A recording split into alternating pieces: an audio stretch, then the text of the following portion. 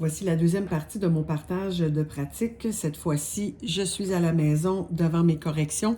Je vous montre un peu en quoi ça consiste une fois que l'élève a lu un livre, un album, et qu'il m'en fait une réaction et appréciation.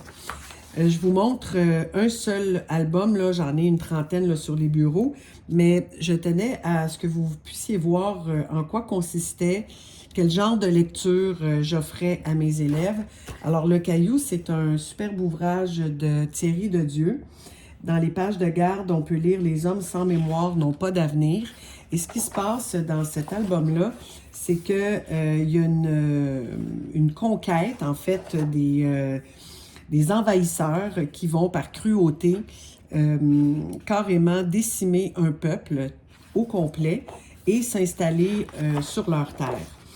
Et tout ce qu'il va rester de ce peuple-là, en fait, de ce pays inventé, bien sûr, c'est un caillou, c'est un énorme caillou de plusieurs mètres qui se trouve, en fait, de 300 mètres, qui se trouve au milieu de l'océan. Et sur ce caillou sont gravées des inscriptions millénaires qui racontent l'histoire du pays qui a été complètement anéanti là, par des barbares, par des envahisseurs. Évidemment, comme le narrateur le dit si bien, c'est un caillou dans la chaussure des Comènes. Les Comènes, ce sont les envahisseurs.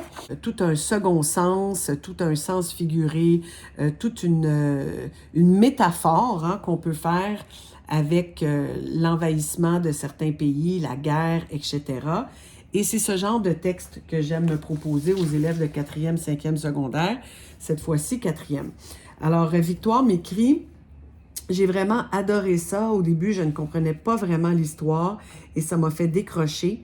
Mais je l'ai relue parce que j'avais le temps, vu qu'elle n'est pas longue, et j'ai compris le deuxième niveau. Ça m'a même fait penser à Trump et à toutes ses niaiseries. C'est inquiétant de penser que ça peut être vrai. Ma phrase préférée est « c'est un caillou dans la chaussure des Comènes ». Bon. Comme je vous ai expliqué, mon but premier, c'est de relever une faute que je ne veux plus voir et celle que j'ai choisie, qui m'apparaissait la plus simple et la plus évidente à corriger, c'était le fameux « ça » qu'on retrouve 3 fois. Et ce qui est étonnant, c'est qu'on retrouve une 4e fois le « ça » qui est bien écrit.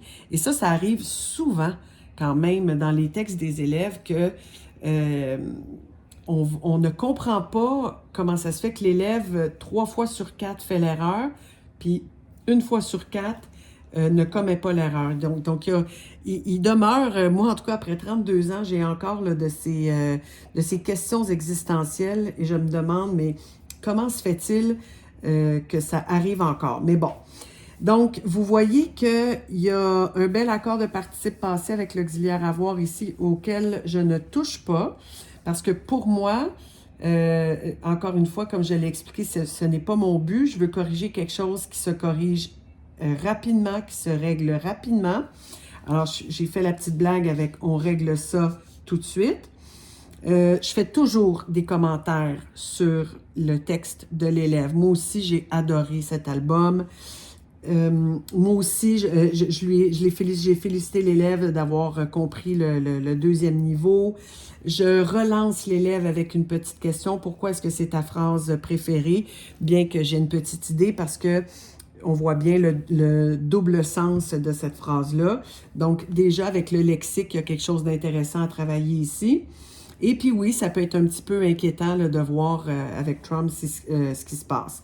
J'essaie autant que possible de ne pas trop entrer dans la politique parce que ça devient toujours un peu délicat. Mais si l'élève ouvre la porte, je peux faire quelques commentaires aussi. Et là, ben, je vais donner à l'élève la définition en fait, la correction définition du SA et du CCDA avec quelques exemples. J'adore mettre des collants, je mets des petits collants sur tous les travaux des élèves. Et je fais la remarque à l'élève qui avait quand même bien écrit au moins une fois le « ça » qui a le sens de « cela ». Et donc, je lui fais cette remarque-là. Une fois que ça c'est fait, je redonne le cahier à l'élève et là, je vous montre ce que l'élève a fait après. Donc, Victoire a pris sa feuille. Je vous en avais parlé là, de cette fameuse feuille où je consigne les erreurs pour éviter éventuellement des erreurs. Alors, j'ai une dizaine d'espace pour aller corriger mes erreurs. Donc, on le fait avec une première lecture.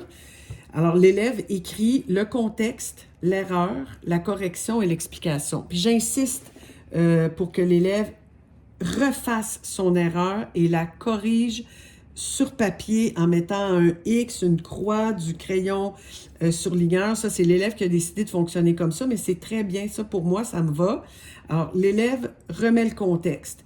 J'ai vraiment adoré ça. Ça m'a fait décrocher, ça m'a fait penser. Et là, l'élève va aller corriger son erreur, va écrire ça, CCDA, cela, l'histoire, le livre m'a fait décrocher. Vous remarquez que l'élève fait encore son erreur avec le « m'a » ici, fait encore l'erreur avec le participe passé employé avec l'auxiliaire avoir. Puis c'est sûr que ça me fatigue énormément parce que là, on est dans une correction. Mais encore une fois, je mets l'accent sur l'erreur que l'élève a corrigée. Il me réécrit ici « ça », S-A égale devant un nom, sa lampe, sa table, ma lampe, ta table. Alors, il a repris quelques exemples que moi, je lui avais donnés ici. C'est vraiment un élève modèle. Et là, ce que j'ai beaucoup envie de faire, parce que c'est très bien, alors je vais lui dire que c'est très bien. Mais je vais aussi aller un peu plus loin, parce que je ne peux m'en empêcher. Alors, je vais aller chercher le « ma » ici et le « ma » qui est ici. Et je vais l'amener là. Donc, ma et ma. Je vais expliquer en fait à l'élève que dans sa correction avec le ça, on peut aller chercher la correction avec le ma, au moins avec le déterminant. Donc, déjà, on aura 2 erreurs de consigner et corriger, expliquer.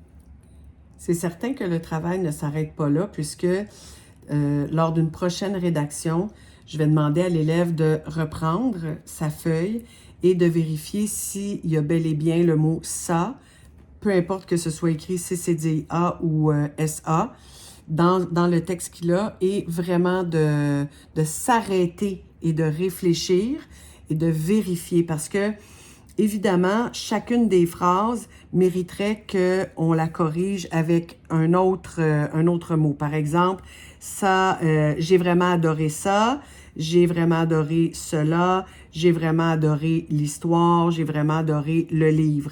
Alors, l'idée, c'est de faire de la répétition.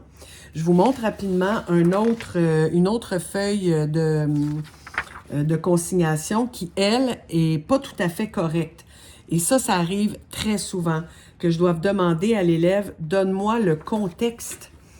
Alors ici, j'ai pas son cahier Canada sous les yeux, mais clairement ici, l'élève avait un enjeu. En fait, moi, j'ai souligné l'enjeu de E accent aigu ER. Probablement que c'est le ER que je voulais clarifier et puis peut-être même régler. Parce que pour moi, c'est quelque chose de plus simple que l'accent aigu, parce que quand on a l'accent aigu, ça veut dire qu'on a certainement un participe passé, peut-être avec l'auxiliaire avoir, puis là, ben, c'est un peu plus complexe, hein? Donc, c'est probablement le ER là, qui m'intéressait ici, mais je n'ai pas de contexte. L'élève, tout ce qu'elle a écrit, c'est aimer accent aigu, aimer ER, apprécier accent aigu, apprécier ER. Alors, je vais aller lui écrire que ça, comme ça sert à rien, ou en tout cas presque rien, puisqu'elle ne peut pas réexploiter cette erreur-là et sa correction, étant donné qu'il manque le contexte. Je vous reviens dans une troisième partie avec la suite et la fin.